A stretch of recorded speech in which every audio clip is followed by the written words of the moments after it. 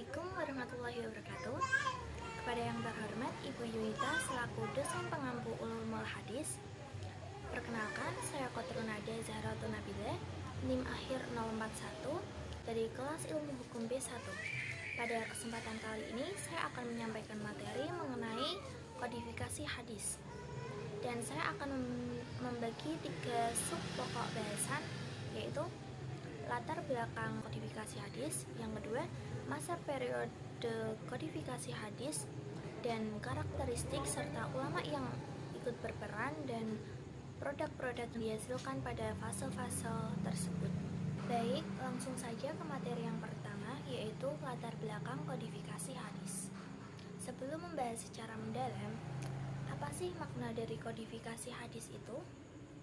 Secara etimologi, kodifikasi berasal dari bahasa Arab, yaitu al-tadwin, yang artinya pengumpulan. Sedangkan secara terminologi, kodifikasi hadis ialah suatu penghimpunan, penulisan, serta pembukuan dari segala perkataan Rasulullah SAW. Nah, polemik permasalahan tentang pencatatan hadis itu pertama kali muncul pada masa Nabi Muhammad SAW, yang timbul karena awalnya Nabi Muhammad melarang tentang penulisan hadis-hadis sebagai ilmu selain Al-Quran, di mana para sahabat difokuskan untuk penulisan Al-Quran agar tidak rancu penulisan di antara Al-Quran dengan Al-Hadis. Selain itu, kita juga harus menilik kembali penyebaran hadis pada masa Rasul, bahwasanya hadis Rasul itu tersebar bersamaan dengan turunnya wahyu ilahi, sehingga pada kesempatan lain Rasul memperbolehkan kepada para sahabat untuk menuliskan apapun yang disampaikan oleh Rasulullah SAW. Materi yang selanjutnya yaitu masa periode kodifikasi hadis serta karakteristik dan ulama yang pernah berperan dan produk-produk yang dihasilkan dari setiap fase yang terjadi. Masa periode kodifikasi hadis itu dibagi menjadi 4. Yang pertama yaitu fase awal pada tahun 99 Hijriah. Pada periode ini, perintah kodifikasi hadis secara langsung atas perintah resmi dari kepala negara, yaitu Khalifah Umar bin Abdul Aziz, yang merupakan khalifah ke-8 dari Bani Umayyah yang memerintah pada tahun 99 sampai 101 Hijriah. Karena posisinya sebagai khalifah, beliau memiliki jangkauan yang lebih luas. Jadi, beliau menginstruksikan kepada para gubernur di seluruh wilayah Islam untuk menghimpun dan menulis hadis-hadis Nabi. Motif Umar bin Abdul Aziz dalam mengkodifikasian hadis yaitu yang pertama, kekhawatiran akan hilangnya hadis, sebab pada saat itu hadis-hadis belum dibukukan. Yang kedua yaitu untuk membersihkan dan memelihara hadis dari hadis maudhu atau hadis palsu yang dibuat oleh orang-orang untuk mempertahankan ideologi golongan dan mazhab. Yang ketiga yaitu tidak adanya kekhawatiran lagi akan tercampurnya Al-Quran dan Al-Hadis, karena Al-Quran pada saat itu sudah bisa dibedakan. Jadi Al-Quran telah dikumpulkan dalam satu mushaf dan telah tersebar di kalangan umat Islam. Yang terakhir yaitu kekhawatiran hilangnya hadis karena pada saat itu para ulama banyak yang telah gugur di medan perang. Materi selanjutnya yaitu karakteristik pada abad 99 Hijriah. Yang pertama yaitu pada masa itu para ulama melakukan penyaringan hadis-hadis. Yang selanjutnya pada saat itu juga proses pembukuan hadis telah dilakukan. Dan pada abad pertama ini ulama yang ikut serta dalam proses pembukuan hadis yaitu Ibnu Hazm dan Ibnu Syihab al-Zuhri. Umar memerintahkan Ibnu Hazm dan al-Zuhri untuk menuliskan dan mengumpulkan hadis. Dari dua tokoh tersebut, para ulama lebih cenderung memilih Al-Zuhri sebagai kodifikator pertama dibandingkan Ibnu Hazm karena Al-Zuhri memiliki kelebihan tersendiri, yaitu Al-Zuhri dikenal sebagai ulama besar di bidang hadis. Yang kedua, Al-Zuhri berhasil menghimpun hadis yang ada di Madinah, sedangkan Ibnu Hazm tidak bisa. Yang ketiga, hasil kodifikasi dari Al-Zuhri itu cepat tersebar karena beliau mengirimkan kodifikasi itu di seluruh berbagai daerah. Materi yang selanjutnya yaitu kodifikasi hadis pada abad kedua Hijriah.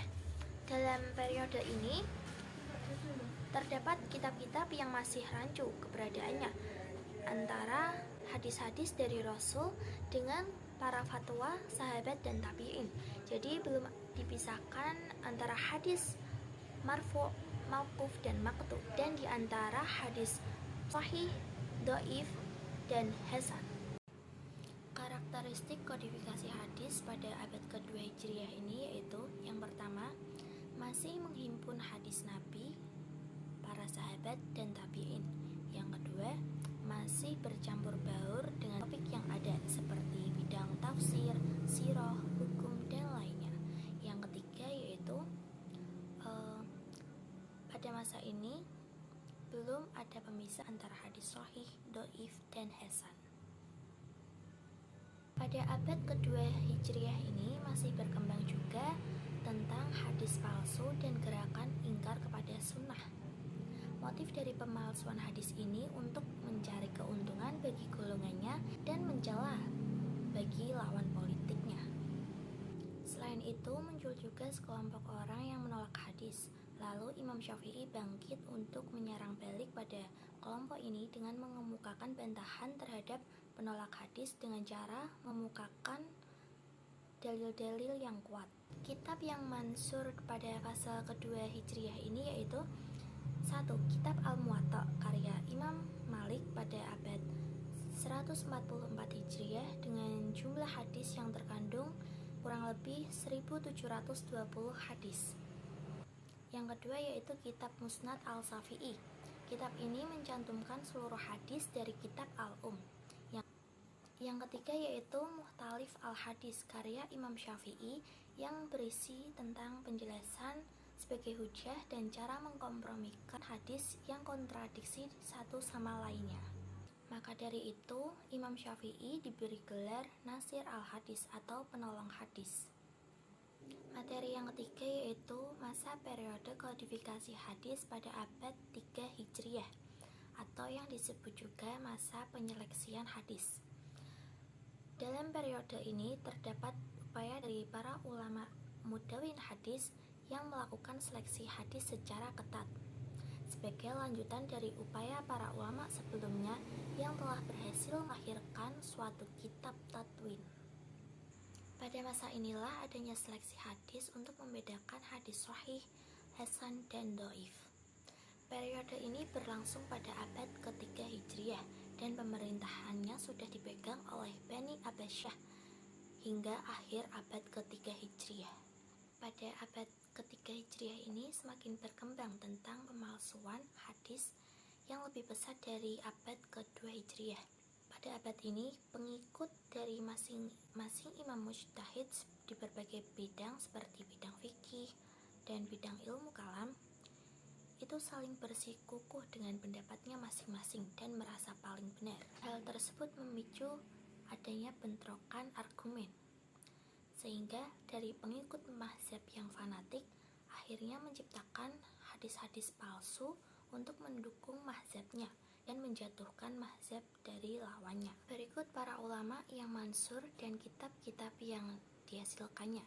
Yang pertama ada Al-Bukhari dengan kitab Sahih, yang kedua ada Muslim dengan kitab Sahih, yang ketiga ada Abu Dawud dengan kitab Sunan, yang keempat ada Tirmidzi dengan kitab Sunan, yang kelima ada Nasai dengan kitab Sunan, yang keenam ada Ibnu Majah dengan kitab Sunan.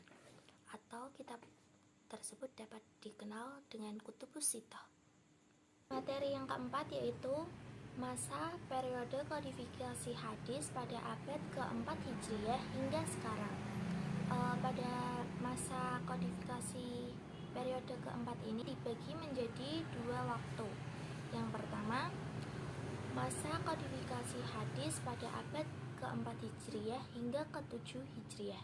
Yang kedua, masa periode kodifikasi hadis pada pertengahan abad ke-7 Hijriah hingga sekarang. Pada abad yang keempat Hijriah hingga abad ke-7 Hijriah, masa periode ini disebut dengan masa pemeliharaan, masa penambahan, masa penertiban, dan masa penghimpunannya. Pada masa ini terdapat kegiatan periwayatan hadis, di mana periode ini dimulai sejak masa Khalifah Al-Muqtadir sampai Khalifah Al-Mu'tasim. Pada periode ini, kekuasaan Islam mulai melemah dan mengalami keruntuhan pada pertengahan abad ke-7 Hijriah akibat serangan dilakukan. Kegiatan para ulama hadis dalam memelihara dan mengembangkan hadis tetap berlangsung seperti periode yang sebelum-sebelumnya. Produk-produk yang dihasilkan pada masa periode ini yaitu 1. Kitab Al-Sahih karya Ibnu Khuzaimah pada tahun 313 Hijriah. Kedua yaitu ada kitab Al-Anwa wa Al-Taqsim karya Ibnu Hibban pada tahun 354 Hijriah. Yang ketiga ada Al-Musnad karya Ibnu Jarud. Yang keempat ada Al-Muhtarah karya Muhammad Ibnu Abdul Al-Wahid Al-Maqdisi. Para ulama pada abad keempat Hijriah ini juga memperkenalkan sistem baru dalam penyusunan kitab hadis, seperti Kitab Atraf. Kitab ini penyusunannya hanya menyebutkan sebagian dari matan hadis itu, kemudian menjelaskan seluruh sanad dari matan hadis itu pula. Lalu ada kitab Mustakhraj. Kitab ini memuat matan dari hadis yang diriwayatkan oleh Bukhari dan Muslim, lalu meriwayatkan hadis itu dengan sanadnya sendiri. Lalu yang kedua ada hadis pada masa pertengahan abad ke-7 Hijriah hingga saat ini, atau yang disebut juga masa pensyarahan, penghimpunan, pentakhrijan, dan pembahasan. Pada abad ini, para ulama mengupayakan melakukan pensyarahan pada kitab yang sudah ada, menghimpun dan mengumpulkan hadis pada kitab yang sudah ada, lalu mentahrijh hadis, serta membahas kandungan isi hadis. Pada periode ini, banyak para ulama yang melakukan periwayatan hadis dengan cara ijazah dan muqattah. Berikut para ulama yang melakukan periwayatan hadis dengan hafalan oleh ulama mutaqaddimin. Yang pertama, Al-Iraqi. Beliau berhasil mendiktekan hadis secara hafalan kepada 400 majelis sejak tahun 796 Hijriah. Yang kedua ada Ibnu Hajar Al-Asqalani, seorang penghafal hadis yang tiada tandingnya pada masanya. Beliau berhasil mendiktekan hadis kepada 1000 majelis dan sejumlah kitab yang berkaitan dengan hadis. Yang ketiga ada Al-Saqawi. Beliau berhasil mendiktekan hadis kepada 1000 majelis dan menulis beberapa kitab hadis. Melihat kondisi saat ini, terdapat tuntutan mengenai pembaharuan sistematika ulumul hadis. Banyak ulama yang berupaya memenuhi tuntutan tersebut dengan beberapa karyanya. Seperti yang pertama ada Miftah As-Sunnah karya Abdul Aziz, yang kedua ada Qawaid Al-Tahdits karya Syekh Jamaluddin Al-Qasimi, yang ketiga ada As-Sunnah wa Makanatuha fi Tasyri' Al-Islami karya Dr. Mustaq As-Sibai. Sekian pemaparan materi dari saya. Mohon maaf bila ada kesalahan. Wassalamualaikum warahmatullahi wabarakatuh.